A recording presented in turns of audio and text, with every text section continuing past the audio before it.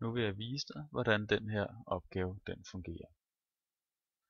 I opgaven er der to figurer og en spejlingslinje. Den ene figur er mørkeblå, og den anden er lyseblå. Opgaven går ud på at spejle den mørkeblå figur i den grønne spejlingslinje. Den lyseblå figur er allerede et spejlbillede af den mørkeblå figur, men spejlbilledet er placeret forkert. Den skal altså være et andet sted på skærmen, for at man får opgaven rigtig.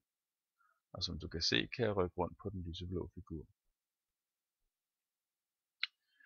Når jeg rykker rundt på den lyseblå figur, gælder det om at kigge på, hvor langt den er fra spejlet, om den er lige så langt fra spejlet som den mørkeblå figur. Det tror jeg, den er nu.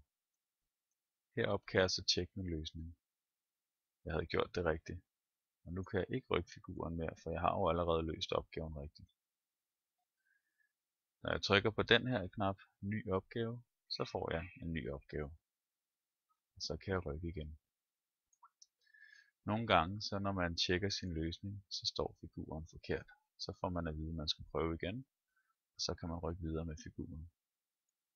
Hvis man synes, det er meget svært, kan man også få noget hjælp ved at trykke på den her knap. Men lige så snart man rykker figuren igen, så forsvinder hjælpen, så man skal kigge godt efter og huske, hvor det er henne.